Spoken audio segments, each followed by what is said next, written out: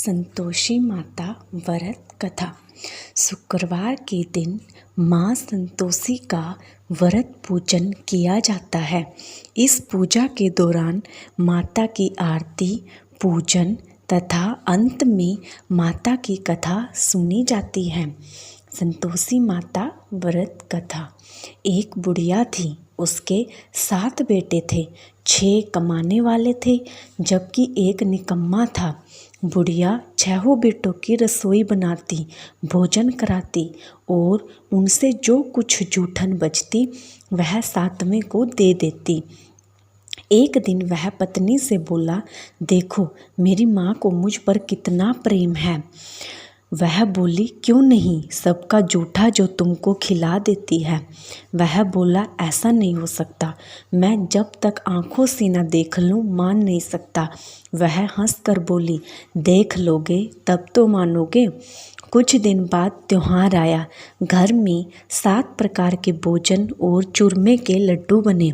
वह जांचने के लिए सिर दुखने का बहाना कर पतला वस्त्र सिर पर ओढ़ कर रसोई घर में सो गया। वह कपड़े में से सब देखता रहा। 6 भाई भोजन करने आए। उसने देखा माँ ने उनके लिए सुंदर आसन बिछा, नाना प्रकार की रसोई परोसी और आग्रह कर उन्हें जमाया। वह देखता रहा। 6 भाई भोजन करके उठे। तब माँ ने उनकी जूठी थालियों में से लड्डुओं के टुकड़े उठाकर एक लड्डू बनाया। जूठन साफ कर बुढ़िया ने उसे पुकारा, बेटा 6 भाई भोजन कर गए, अब तू बाकी है, उठ तू भी खा ले। वह कहने लगा, माँ मुझे भोजन नहीं करना, मैं अब परदेश जा रहा हूँ। माँ ने कहा, कल जाता हो तो आज चला जा। वह बोला, मैं आज ही जा रहा हूँ। यह कहकर वह घर से निकल गया। चलते समय पत्नी की याद आ गई। वह गौशाला में कंडे थाप रही थी। वहाँ जाकर बोला, हम जावे परदेस, आवेंगे कुछ काल, तुम रहियो संतोष से धर्म अपनो पाल। वह बोली, जाओ पिया आनंद से हमारो सोच हटाए, राम भरोसे हम रहें, ईश्वर तुम्हें सहाय। 2 निशानी आपन देख धरूं मैं धीर, श्रुति मति हमारी बिसारियो, रखियो मन गंभीर। वह बोला, मेरे पास तो कुछ नहीं है, यह अंगूठी है, सो ये ले, मैं अपनी कुछ निशानी मुझे दे दे। वह बोली, मेरे पास क्या है, यह गोबर भरा हाथ है। यह कहकर उसने उसकी पीठ पर गोबर के हाथ की थाप मार दी। वह चल दिया। चलते चलते दूर देश पहुंचा। वहाँ एक साहूकार की दुकान थी। वहाँ जाकर कहने लगा, भाई मुझे नौकरी पर रख लो। साहूकार को ज़रूरत थी, बोला रह ले। लड़के ने पूछा, तनख्वाह क्या दोगे? साहूकार ने कहा, काम देखकर दाम मिलेंगे। साहूकार की नौकरी मिली।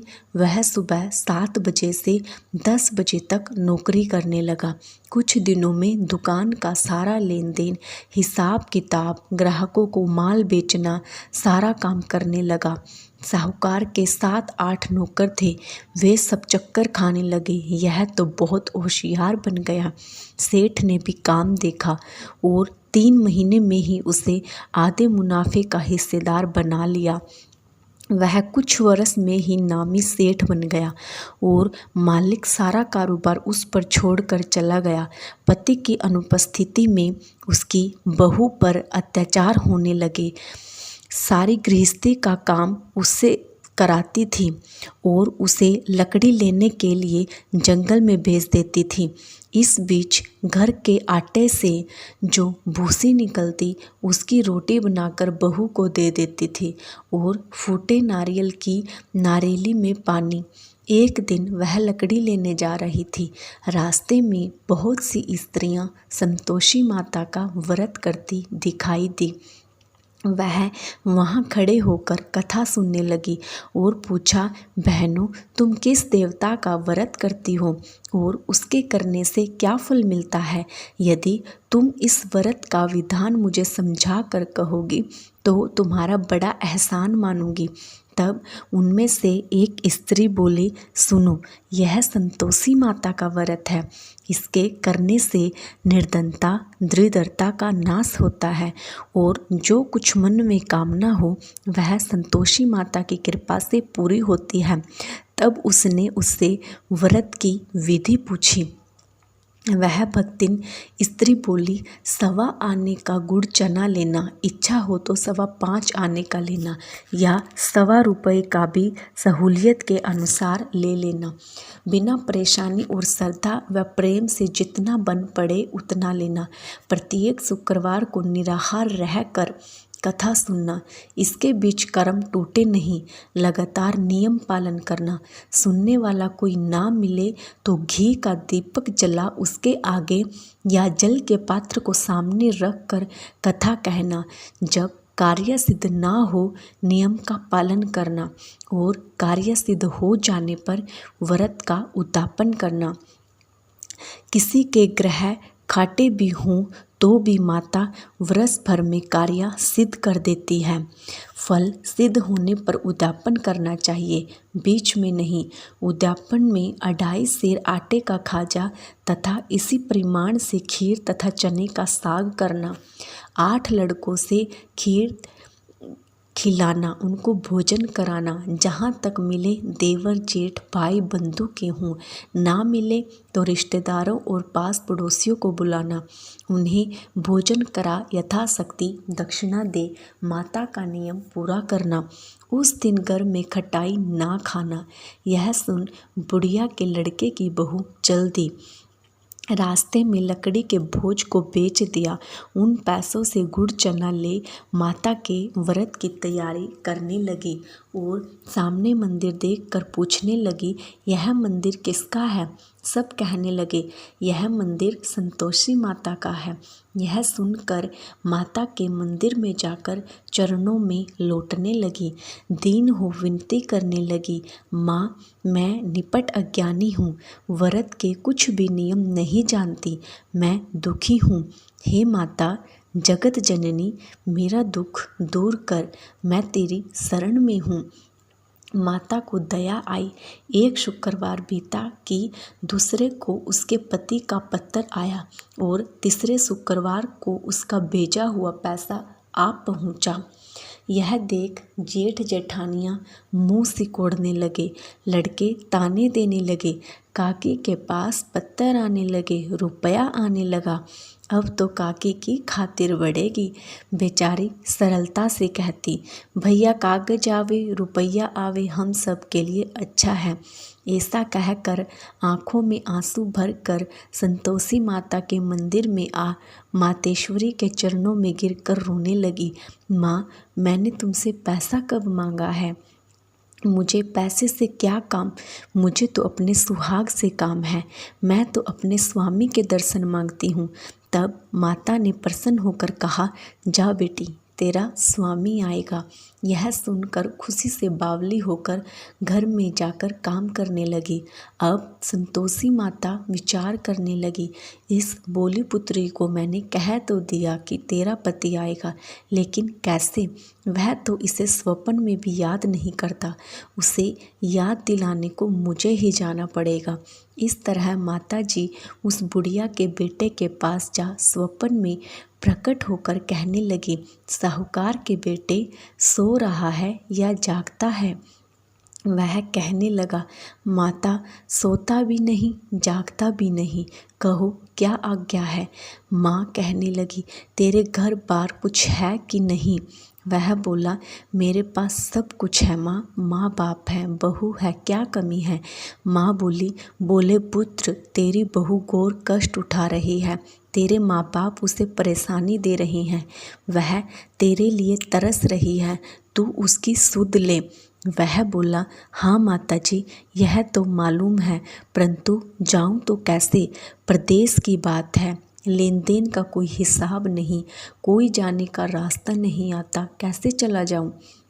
माँ कहने लगी, मेरी बात मान, सवेरे नहा धोकर संतोषी माता का नाम ले, घी का दीपक जला, दंडवत कर दुकान पर बैठ। देखते देखते सारा लेन देन चुक जाएगा, जमा का माल बिक जाएगा, सांझ होते होते धन का भारी ढेर लग जाएगा। अब बूढ़े की बात मानकर वह नहा धोकर संतोषी माता को दंडवत घी का दीपक जला दुकान पर जा बैठा। उसके सभी दोस्तों ने कहा, ऐसे थोड़ी होता है, पर एक बूढ़े ने उसे सलाह दी, अगर तुझे माता रानी ने दर्शन दिए हैं तो तुझे जरूर करना चाहिए। तो वह उसकी बात मानकर दुकान पर जा बैठा। थोड़ी देर में देने वाले रुपया लाने लगे, लेने वाले हिसाब लेने लगे। कोठे में भरे सामान के खरीदार नकद दाम में सौदा करने लगे। शाम तक धन का भारी ढेर लग गया। मन में माता का नाम ले चमत्कार देख प्रसन्न हो घर ले जाने के वास्ते गहना कपड़ा सामान खरीदने लगा। यहाँ काम से निपट तुरंत घर को रवाना हुआ। उधर उसकी पत्नी जंगल में लकड़ी लेने जाती है। लौटते वक्त माता जी के मंदिर में विश्राम करती है। वह तो उसके प्रतिदिन रुकने का जो स्थान ठहरा। धूल उड़ती देख वह माता से पूछती है, हे माता, यह धूल कैसे उड़ रही है? माता कहती है, हे पुत्री, तेरा पति आ रहा है। अब तू ऐसा कर, लकड़ियों के 3 बोझ बना ले।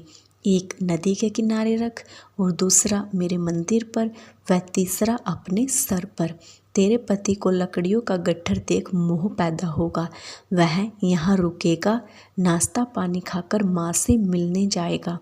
तब तू लकड़ियों का बोझ उठाकर जाना और चौक में गट्ठर डालकर जोर से आवाज़ लगाना, लो सासू जी, लकड़ियों का गट्ठर लो, भूसे की रोटी दो, नारियल के खेपड़े में पानी दो। आज मेहमान कौन आया है? माताजी से बहुत अच्छा कहकर वह प्रसन्न मन से लकड़ियों के 3 गट्ठर बनाई। एक नदी के किनारे पर और एक माताजी के मंदिर पर रखा और तीसरा अपने सर पर। इतने में मुसाफिर आ पहुंचा। सूखी लकड़ी देख उसकी इच्छा उत्पन्न हुई कि हम यहीं पर विश्राम करें और भोजन बनाकर खा पीकर गांव जाएंगे। इसी तरह रुक कर भोजन बना विश्राम करके गांव को गया। सबसे प्रेम से मिला। उसी समय सिर पर लकड़ी का गट्ठर लिए वह उतावली सी आती है। लकड़ियों का भारी बोझ आंगन में डालकर जोर से 3 आवाज़ देती है, लो सासू जी, लकड़ियों का गट्ठर लो, भूसे की रोटी दो, आज कौन मेहमान आया है? यह सुनकर उसकी सास बाहर आकर अपने दिए हुए कष्टों को भुलाने हेतु कहती है, बहू, ऐसा क्यों कहती है? तेरा मालिक ही तो आया है। आ बैठ, मीठा बात खा, भोजन कर, कपड़े गहने पहन। उसकी आवाज़ सुन उसका पति बाहर आता है। अंगूठी देख व्याकुल हो जाता है। माँ से पूछता है, माँ, यह कौन है? माँ बोली, बेटा, यह तेरी बहू है। जब से तू गया है तब से सारे गांव में भटकती फिरती है। घर का काम कुछ करती नहीं है, 4 पहर आकर खा जाती है। वह बोला, ठीक है माँ, मैंने इसे भी देखा और तुम्हें भी। अब दूसरे घर की ताली दो, उसमें रहूँगा। माँ बोली, ठीक है, जैसी तेरी मर्जी। तब वह दूसरे मकान की तीसरी मंजिल का कमरा खोल सारा सामान जमाया। एक दिन में राजा के महल जैसा ठाठ बाट बन गया। अब क्या था, बहू सुख भोगने लगी। इतने में शुक्रवार आया। उसने पति से कहा, मुझे संतोषी माता के व्रत का उद्यापन करना है। पति बोला, खुशी से कर लो। वह उद्यापन की तैयारी करने लगी। जेठानी के लड़कों को भोजन के लिए कहने गई। उन्होंने मंजूर किया। उनको भोजन खिलाने के लिए बुलाने गई, परंतु पीछे से जेठानी ने अपने बच्चों को सिखाया, देखो, भोजन के समय खटाई मांगना, जिससे उसका उद्यापन पूरा ना हो।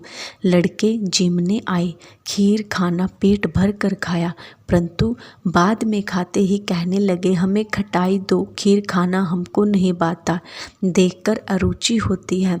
वह कहने लगी, बाई खटाई किसी को नहीं दी जाएगी, यह तो संतोषी माता का प्रसाद है। लड़के उठ खड़े हुए, बोले, पैसा लाओ। बोली बहू कुछ जानती नहीं थी, उन्हें पैसे दे दिए। लड़के उसी समय हट करके इमली खटाई ले खाने लगे। यह देखकर बहू पर माताजी ने कोप किया। राजा के दूत उसके पति को पकड़कर ले गए। जेठ जेठानी मन माने वचन कहने लगे, लूट लूट कर धन इकट्ठा कर लाया है, अब सब मालूम पड़ जाएगा जब जेल की मार खाएगा। बहू से यह सहन नहीं हुए, रोती हुई माता जी के मंदिर गई। कहने लगी, हे माँ, तुमने क्या किया? हंसा कर अब भक्तों को रुलाने लगी। माता बोली, बेटी तूने उद्यापन करके मेरा व्रत भंग किया है। वह कहने लगी, माता मैंने कुछ अपराध किया है, मैंने तो भूल से लड़कों को पैसे दे दिए थे, मुझे क्षमा करो, मैं फिर उद्यापन करूँगी। माँ बोली, अब भूल मत करना। वह कहती है, अब भूल नहीं होगी, अब बतलाओ वे कैसे आएंगे? माँ बोली, जा पुत्री, तेरा पति तुझे रास्ते में आता मिलेगा। वह निकली, राह में पति आता मिला। वह पूछी, कहाँ गए थे?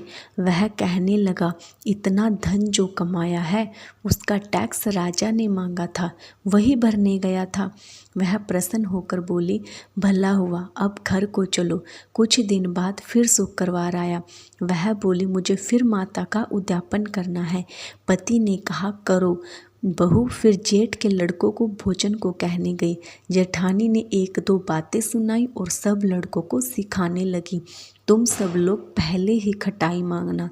लड़के भोजन से पहले कहने लगे, हमें खीर नहीं खानी, हमारा जी बिगड़ता है, कुछ खटाई खाने को दो।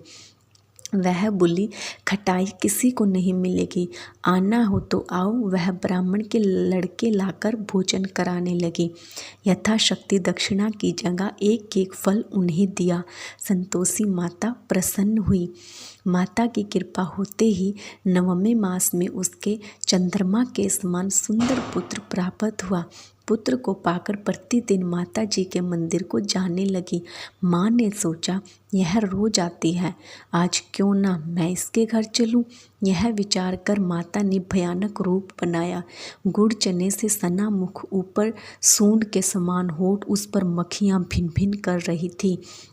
देहली पर पैर रखते ही उसकी सास चिल्लाई, देखो रे, कोई चुड़ैल डाकिन चली आ रही है, लड़कों इसे भगाओ नहीं तो किसी को खा जाएगी। लड़के भगाने लगे, चिल्लाकर खिड़की बंद करने लगे। बहू रोशनदान में से देख रही थी। प्रसन्नता से पगली बन चिल्लाने लगी, आज मेरी माताजी मेरे घर आई हैं। वह बच्चे को दूध पीने से हटाती है, इतने में सास क्रोध फट पड़ा। वह बोली, क्या उतावली हुई है, बच्चे को पटक दिया। इतने में माँ के प्रताप से लड़के ही लड़के नजर आने लगे। वह बोली, माँ, मैं जिसका व्रत करती हूँ यह संतोषी माता है। सबने माता जी के चरण पकड़ लिए और विनती कर कहने लगे, हे माता, हम मूर्ख हैं, अज्ञानी हैं, तुम्हारे व्रत की विधि हम नहीं जानते, व्रत भंग कर हमने बड़ा अपराध किया है। जग माता, आप हमारा अपराध क्षमा करो। इस प्रकार माता प्रसन्न हुई। बहू को प्रसन्न हो, जैसा फल दिया वैसा माता सबको दे, जो पड़े उसका मनोरथ पूर्ण हो। बोलो संतोषी माता की जय।